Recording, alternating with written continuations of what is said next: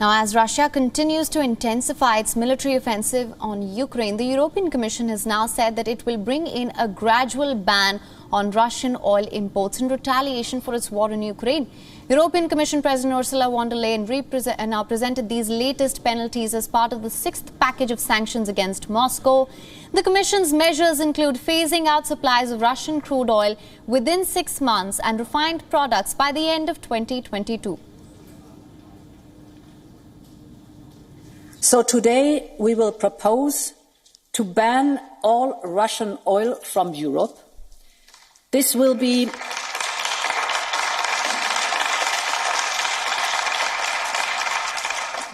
a complete import ban on all Russian oil, seaborne and pipeline, crude and refined. We will make sure that we phase out Russian oil in an orderly fashion. The proposal is likely to give Hungary and Slovakia some exemptions, as both the countries are hugely dependent on Russian oil. Along with Russian oil import, EU has also proposed to sanction head of the Russian Orthodox Church amid the ongoing crisis. The new list includes at least 58 people, including many Russian military personnel. Von der Leyen also said that EU would ask the bloc's 27 member states to deny Russia Cyberbank access to SWIFT bank networking system. The latest EU measures came even as Russian President Vladimir Putin said that he will now seize export deals and contracts with the United States and its European allies if they continue to back Ukraine amid the ongoing war. In what is believed to be Kremlin's harshest response to the West-imposed sanctions, Putin has now signed a decree which prohibits the export of products and raw materials to people and entities on a sanctions list. Putin has ordered the Kremlin officials to draft a list of those who will be covered under the sanctions in the next 10 days. The newly brought in decree gives Moscow the power to scrap contracts with people and entities that are part of the sanctions list. The decree sets out retaliatory special economic measures against the West-imposed penalties.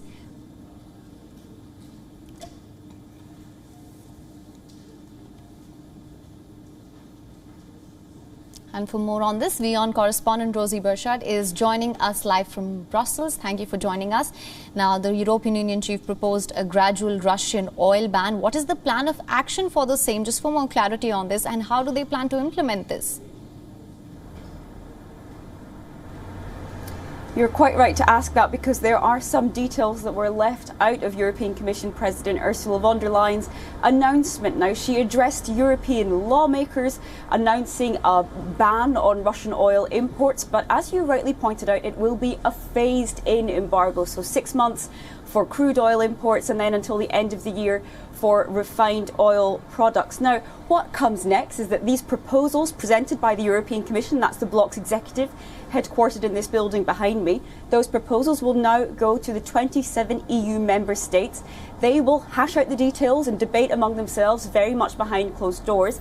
And until there is unanimous backing among those 27 EU member states, the sanctions will not enter into force. Once that approval comes, then there will be an entry into force and the sanctions will apply. However, we don't quite have the details yet on whether there might be some exemptions involved. You rightly mentioned Hungary and Slovakia, that are seen as most dependent on Russia for oil, and the ones that might be most likely to block that unanimity. So those details will be discussed by member states, and the plan of action moving forward is to get these sanctions into force within the coming days. It could happen as early as today, but it might take a few days yet. It could be even into next week before we get that final entry into force of this phased-in oil embargo and the other sanctions that come alongside it.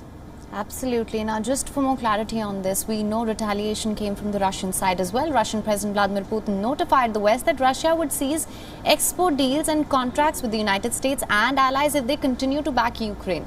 Now, what do you think would be the practical implications at a time when there are a new string of sanctions against Russia? Well, we've seen some of the practical implications of Russian retaliation just in the past week or so. We saw Poland and Bulgaria, two members of the European Union and NATO, have their gas supplies from Gazprom, that Russian energy giant, cut off because they refused to comply with the Russian demand to pay in rubles, that Russian currency, and not in euros. So that, of course, caused an immediate flurry of action here among European capitals to try and replace those gas supplies, share emergency measures, share gas supplies between neighbouring EU countries. So that's one of the kind of practical examples we can see of Russian retaliation. We might see more things like that moving forward, particularly for the European Union here in Brussels, its headquarters, of course. Energy really is that most difficult of issues. Absolutely. While there is an oil import ban foreseen in these latest sanctions, the sanctions do not touch yet on gas. The European Union and certainly several member states remain very dependent on Russia when it comes to gas supplies. All right, Rosie, thank you so much for joining us with all the updates on this. WION is now available in your country. Download the app now. Get all the news on the move.